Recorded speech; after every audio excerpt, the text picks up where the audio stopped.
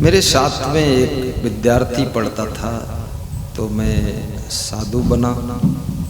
तो मैं गाड़ी से जा रहा था किसी प्रोग्राम में, तो रास्ते में वो मिला, साइकिल से जा रहा था। तो मैं गाड़ी रोका, वो नहीं जानता था इस गाड़ी में वो है। मैं उतरा, अब मैं इस भेष में पहली बार वो देखा, पहचान नहीं पाया। उन्होंने कहा भारत सिंह, कुशल मंगल है? बोले आपका परिचय क्या है? मैंने कहा मैं आई रमाशंकर, आपके साथ पढ़ता था। अच्छा आप रमाशंकर हैं, तो ये क्या किया? नए संत बन गया मैं, और क्या किया? तो बोले आप तो बड़े सुखी नजर आ रहे हैं। हमने कहा नजर आ भी रहा हूँ और सुखी रहूँगा भी। तो तुम कहाँ गए थे? तो ऐसे रोकर बोला शादी का सामान खरीदने गए थे। हमने कहा किसकी शादी है? बोली मेरी ही शादी है। तो हमने कहा रोते क्यों? बोले घर में पैसा नहीं है, भाई सब अलग हो गए हैं, माँ बाप बुढ़े हैं, अपनी शादी खुद को करना है। तो हमने कहा तू सामान जो लाया है खरीद कर मेरी गाड़ी में रख और इसी में बैठ ले, साधु बन जा, चल ये सामान हम प्रयोग कर लेंगे। तो रोने लगा, बोला शादी हो जाए, ऐसा आशीर्वाद दे दो। हमने कहा जाओ। शादी हो गई, आज करीब करीब 35 साल हो गए, वो ढूंढे मिला ही नहीं, आया ही नहीं, मर गया कि क्या हुआ कि बुढ़ा हो गया। हमारे साथ के पढ़े हुए लड़के शर्म के कारण हमको मिलने ही नहीं आए कोई, क्योंकि उनकी सबकी दुर्दशा हो गई। गृहस्थी के मूसलों खूब कुटाई हुई, खूब दुर्दशा हुई, और हम तो दमादम मस्त कलंदर आनंद में। तो मारे बेइज्जती की हमका मिलता ही नहीं। वो जानत उनका मिली हो, मजाकिया आदमी है, कुछ न कुछ टांटिंग करेंगे जरूर। क्या लोग जिंदगी है, कहाँ सुख है। यदि स्त्री में सुख होता, पुरुष की तरफ वो सुख ढूंढने के लिए नहीं जाती। यदि पुरुष में सुख होता तो स्त्रियों में सुख ढूंढने के लिए नहीं जाता। दोनों के पास सुख नहीं है और दोनों में सुख ढूंढते हैं, तो दोनों डबल दुखी हो जाते हैं, क्योंकि दोनों सुखी नहीं हो पाते। इसलिए याद रखना, सुख कहाँ है, आज यही बात करना है। सुख गृहस्थ में रहो चाहे विरक्त में रहो, जितना ज्यादा मन में संतोष रहेगा उतना ज्यादा सुखी रहोगे। जितना ज्यादा विवेक रहेगा उतना ज्यादा सुखी रहोगे। जितना ज्यादा गम खा लोगे उतना ज्यादा सुखी रहोगे। और जितना ज्यादा खुराफात करोगे उतना ज्यादा दुखी रहोगे। गृहस्थ आश्रम में जितना दुख लोग भोग रहे हैं इतना दुख है नहीं। लोगों ने दुख खूब बढ़ाया है, मूर्खता बस। गृहस्थी करते हैं फिर बीड़ी पीते, बीड़ी की क्या जरूरत है? सिगरेट पीते, भांग खाते, दारू पीते, अंडा खाते, मुर्गा खाते, वेश्यालय जाते, होटल में जाते, बोतल पीते, दुनिया भर टोटल कुकर्म करते। एक तो गृहस्थी वैसे ही बहुत बड़ा जंजाल है, और दूसरे ऊपर से और तुम नशा व्यसन में डूबे हो, तो तुम दुखों को डबल कर रहे हो। स्त्रियां भी दुखी हैं, क्यों? क्योंकि गृहस्थी ऐसे ही बहुत बड़ा झंझट का आश्रम है। फिर ये न जाने कितना फैशन करेंगी, बाल आगे लटकाएंगी, गाल पे लटकाएंगी, आधे उधर लटका देंगी, थोड़े साइड में लटका देंगी, थोड़े खोपड़ी के ऊपर फुला के बांध देंगी। बहुत नालायक। अभी तो दुख तो होगा ही भाई। दिन भर में 7 साड़ी बदलेंगी, बिल्कुल प्लास्टिक की औरत बनकर बैठेंगी, कटोरी मांजेंगी नहीं, मुंह खुद ही बना दे कटोरी जैसा, तो कटोरी सारी जिंदगी नरक बना दिया। लांग बांध के काम करो, सब क्या रोज रंग वंग लगाना फालतू, कौन देखता है भाई। ऐसे ही तुम बहुत सुंदर हो, और सुंदर तो दुनिया में कोई नहीं है।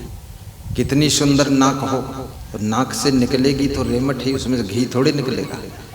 कितनी सुंदर आंखें हो, निकलेगा कीचड़ ही उसमें से ऐसा थोड़े मक्खन निकलेगा आधा किलो। अब कितना सुंदर पेट हो, उसमें टट्टी निकलेगी, ऐसा नहीं खीर पूड़ी निकल पड़े। और कितने सुंदर दांत हैं, वहाँ लारे थूक तो भरा है, कितने सुंदर कान हो वहाँ से खोटू भरा है, सब शरीर में पसीना बदबू।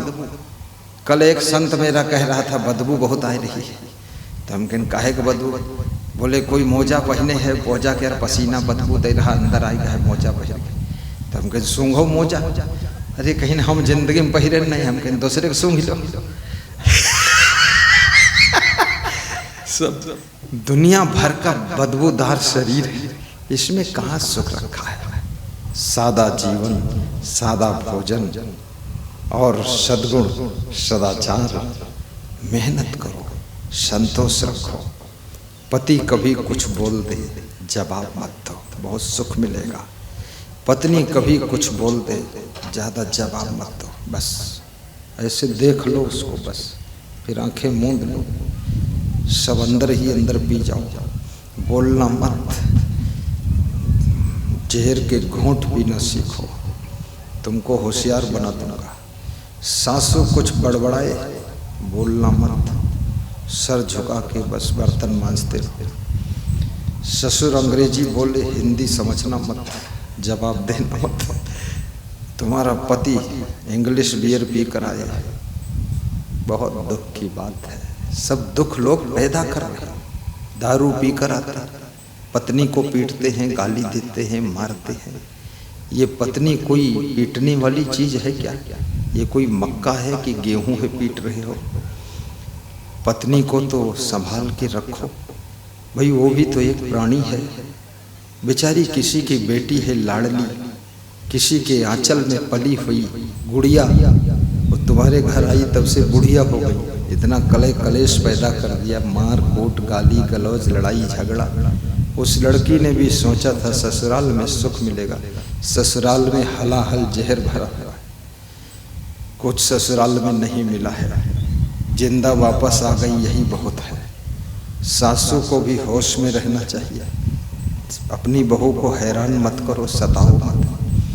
100 200 500 रुपये ज़्यादा भी खर्च कर ले तो भी कोई बात नहीं है, क्योंकि बहू ही तुम्हारे घर का भविष्य है, बहू ही घर का दीपक है, बहू ही पोतों को जन्म देगी तो वे घर के उत्तराधिकारी बनेंगे। बहू को संभालो, आज की बहू कल माँ बनेगी, परसों सासू बनेगी। आज की सासू कल बूढ़ी होगी, परसों मर जाएगी, तो इस घर में नई सासू बनना तो चाहिए ना।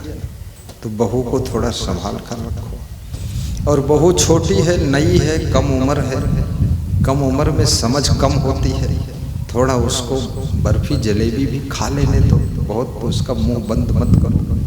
जब जलेबी खा खा कर उब जाएगी तो खुद ही नहीं खाएगी, थोड़ा खा लेने दो। हमारे साथ में नया नया साधु है, इसको मैं खा लेने देता हूँ, छूट दे देता हूँ, बोल देता हूँ इच्छा भोग लगाओ। इच्छा भोग मतलब जितनी जिसकी इच्छा उतना अंगूर खाओ, उतना केला करेला खाओ, उतना मूली खाओ।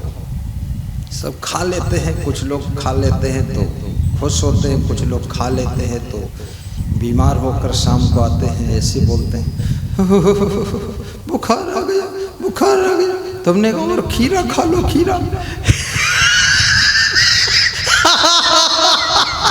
इच्छा भोग लग गया, बुखार आ गया।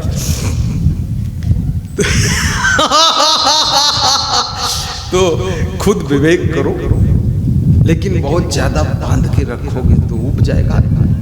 थोड़ा खा लेने दो, और बचपन में हजम भी सब हो जाता है। तो बहू का थोड़ा अपने दौड़ में बहू को मत चलाओ। गुरु को भी अपनी दौड़ में चेला को नहीं चलाना चाहिए, माँ बाप को अपनी दौड़ में बेटा को नहीं चलाना चाहिए। देखिए आप माँ बाप हैं, आप में गंभीरता आ चुकी है, विवेक थोड़ा है, आप गुरु जी हैं, आप में ज़्यादा समझदारी है, आप में ज़्यादा मैच्योरिटी है, लेकिन अभी बालक है, चेला है, छोटा है, कभी थोड़ा खा भी लेगा, कभी कुछ चूक जाएगा, भूल हो जाएगी, क्षमा भी करो। बहू है, छोटी है, अभी थोड़ा दया मया रखो उसके ऊपर, ज़्यादा सताओ मत, क्योंकि गृहस्थ आश्रम भी बहुत बड़ा आश्रम है, ये जिम्मेदारियों का आश्रम है, ये साधारण नहीं है। ये तो आश्रम ऐसा है, ये सबके बस का भी नहीं है। इसमें बहुत हिम्मत वाले लोग